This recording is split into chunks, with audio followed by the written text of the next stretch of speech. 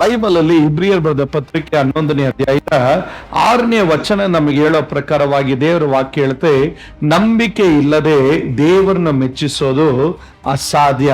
ಹಾಗಾದ್ರೆ ದೇವರಿಂದ ಏನಾದ್ರೂ ನಾವು ಹೊಂದಿಕೊಳ್ಳಬೇಕಾದ್ರೆ ನಮ್ಮ ಜೀವನದಲ್ಲಿ ಬಹಳ ಪ್ರಾಮುಖ್ಯ ಉಳ್ಳಂತದ್ದು ನಂಬಿಕೆ.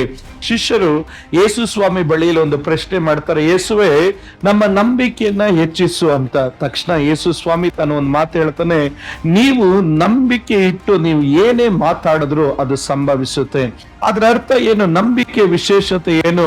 ದೇವರ ಮೇಲೆ ನಂಬಿಕೆ ಇಟ್ಟು ಪರಿಸ್ಥಿತಿಗಳು ಎಂಥದೇ ಆಗಿರ್ಲಿ, ಅನಾರೋಗ್ಯ ಆಗಿರ್ಬೋದು, ಇಕ್ಕಟ್ಟುಗಳಾಗಿರ್ಬೋದು, ಸಾಲಗಳಾಗಿರ್ಬೋದು, ರೋಗಗಳಾಗಿರ್ಬೋದು, ಕಣ್ಣೀರಾಗಿರ್ಬೋದು, ವ್ಯಾಧಿಗಳಾಗಿರ್ಬೋದು, ಏನೇ ಆಗಿರುವುದಾದ್ರೂ ಸಹ ನಂಬಿಕೆ ಉಳ್ಳವರಾಗಿ ನೀನು ಏನ್ ಮಾತಾಡ್ತೀಯ ಅದರ ಅರ್ಥ ನಿನ್ನ ಬಾಯಿಯಿಂದ ಬರುವಂತ ಸಂಗತಿಯೇ ನಂಬಿಕೆ. ಕಾರಣ ದೇವರ ಮೇಲೆ ನೀನು ನಂಬಿಕೆ ಇಟ್ಟು ನೀನು ಏನೇ ಮಾತಾಡಿದ್ರು ಅದು ಎಂತ ಪರಿಸ್ಥಿತಿ ಆದ್ರೂ ಸಹ ದೇವರು ನೀನು ನುಡಿದ ಹಾಗೆ ದೇವರು ಆತನು ಮಾಡುವವನು ಎನ್ನುವಂತ ಒಂದು ಅರಿವನ್ನ ತನ್ನ ಶಿಷ್ಯರಿಗೆ ಯೇಸು ಸ್ವಾಮಿ ಆತನ ದಯಪಾಲಿಸ್ತಾ ಇದ್ದಾನೆ.